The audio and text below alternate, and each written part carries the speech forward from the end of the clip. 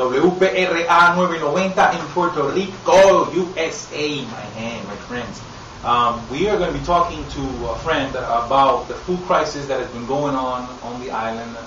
Practically the last 30 or 40 years, we've been reducing the spaces, the land that we use to collect our food and to have agriculture.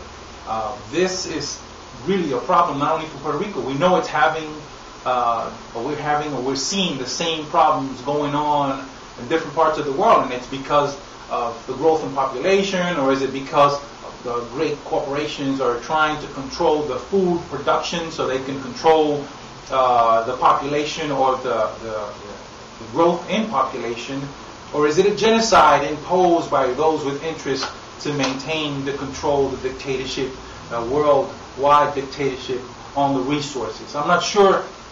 I don't necessarily have the answer, but I do think that we should prepare ourselves because it's going on this minute. My name is Raul Morris. I am basically a social worker. I'm also a demographer, and we're transmitting right now live from Puerto Rico. Puerto Rico is a small island in the Caribbean. About 3.8 million Puerto Ricans live on the island. About 4 point somewhat Puerto Ricans live on U.S. mainland. And we have what is called a democratic government. Right now, our governor, I shouldn't even say that because it would probably offend most people, but the governor de facto in this country is Mr.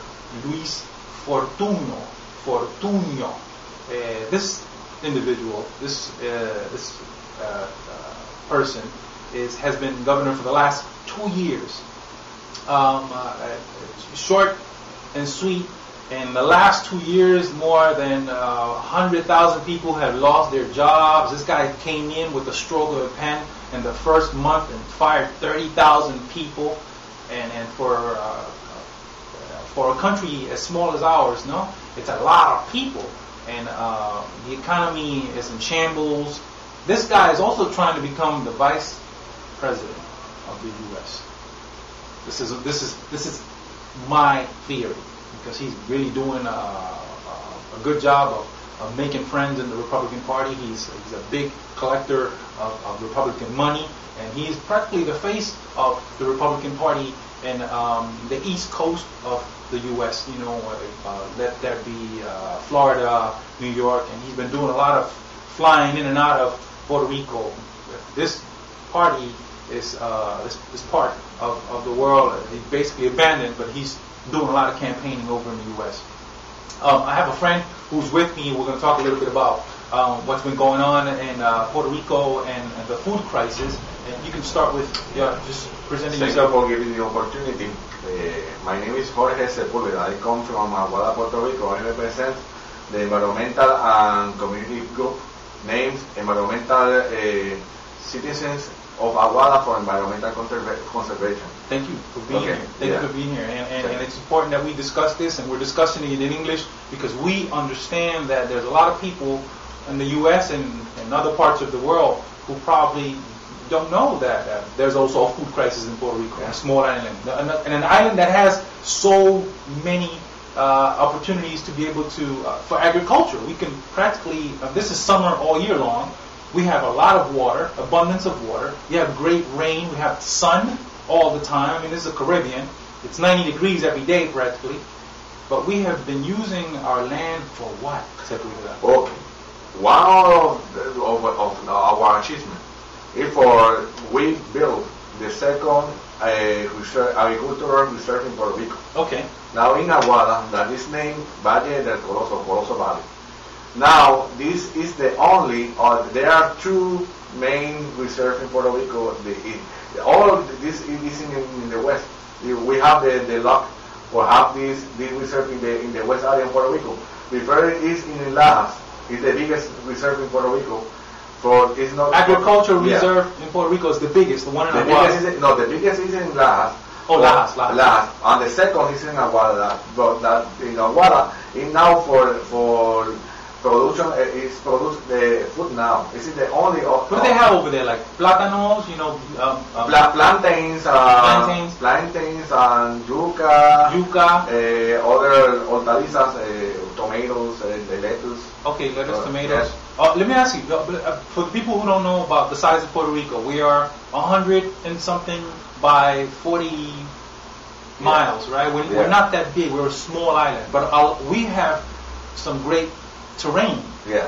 And we have a lot now, the west area has the more terrain for development agriculture. Okay. Now the area that has more terrain is the south area. The south area. Peñuela, Juanadilla, Santa Isabel. Yeah. But now the second area of Puerto Rico that we are idea. It's on the west side of the west area for development agriculture. Okay. Now we have in Aguada a valley that is protected by law.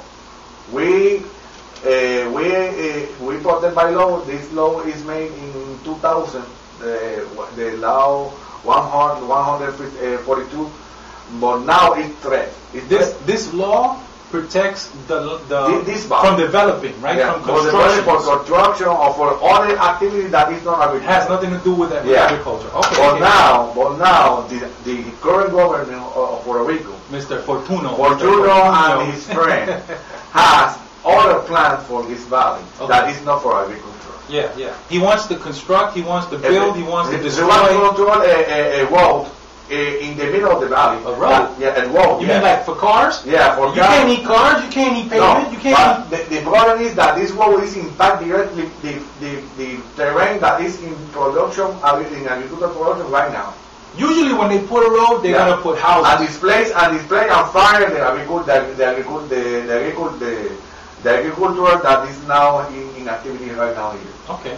Now and we have the forum for stop this pretension. We have a forum in the day of March 10, 2011. Okay, there's an activity to educate and to tell people and to teach people about what's going on. It's a forum. What's going on in Aguada, in the facility of the Cooperativa of Agriculture in Aguada. This is Thursday, 10 March. Yeah, March 2011. And the name of the forum is Hungry of Abundance for the 2020. As you know, there's a hunger crisis, there's a food crisis worldwide, and we are also. Okay, let me ask you something. How much of what the food that Puerto Ricans consume on the island is imported from other countries? We import close to 90%. 90% of the food that we eat comes from another country. Yeah. And all of that land that you said that exists right now, Puerto Rico only produce 10%. And what happens to all that land that's all around the island? It's in use. No one is using it? No one is using it. Because, you know why? Because the government of Puerto Rico don't have any public policy for import agriculture. They don't care if we import the stuff from the Dominican Republic or the person that import have a big influence in the government. They have big money. They buy the politicians. These are donors. They are bigger donors in the political campaign that have a big influence for this government. Yeah, those people. What happens is that for the political campaigns, you need a lot of money, as you know. In other countries, you need a lot of money to become a governor. You need a lot of money to become a mayor. You need a lot of government to become a senator. And these guys, these great big companies that control the importing and of different products of different parts of the world have influence in the politicians because they pay their campaigns. Yeah. So when they get the power and they become governors or they become senators or they become mayors, now the laws that they make go against the political interests of the people. And they create laws to benefit these people, the ones who have paid their campaigns. That's true. But now we pretend two things in this forum. First, to create consensus that it's important to keep and protect the land, the agricultural land. Okay. First.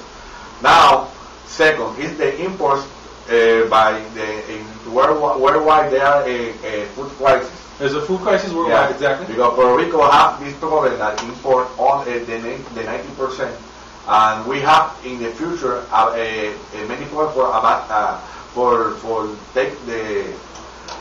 abast the food and to let me say in English that is You say in Spanish and I translate, whatever you want. Pues tratar de abastecer la comida. Oh yeah, okay. To have enough food to have enough food, for the future to take our necessity. Exactly. Yeah. Exactly. And we can produce enough food in Puerto Rico to consume and to have to sell and even to export, right? Yeah. Now we pretend that in this forum there are 3 persons that have expert in this thing, and this person are from Mayagüez. Okay. On the Mayagüez campus of the University of Puerto Rico, that have expert in this thing. Okay, they're going to be invited to this forum. They are the person that giving this forum. This forum. That is the Dr. Gladys Gonzalez, Dr. Irma Coman, and Dr. Carlos Dibon. Oh, worldwide known. Everybody knows. He knows that they have the statistics and the tendency of the future. The tendency right now that is happening right now in the worldwide for the fish production worldwide. Okay. Okay. They have thought about the problem for the climate change.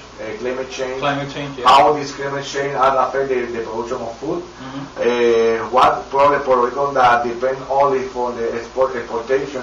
What is the problem that will be here in the future, mm-hmm. and what is the importance to start right now to produce food here in Puerto Rico. We have the facilities, we have the land, we have the climate, the perfect climate, the perfect weather for start. Now we need the commitment for the government and the commitment for new person that interested in this thing. And this is the alternative for the economic crisis in Puerto Rico. Yeah, we have to create jobs. Yeah, they create jobs, move the economy, and Puerto Rico have a very high unemployment right now. Yeah, Puerto Rico's unemployment is beyond 30%. Beyond 30%, and some of the smaller municipalities, we have problems with the factory.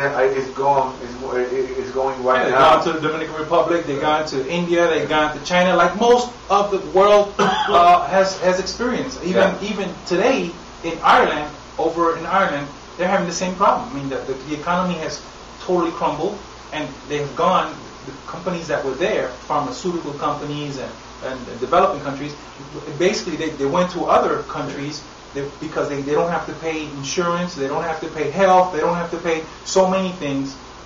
And the operation cost is lower. It's low. It's very low, more low than here. Yeah.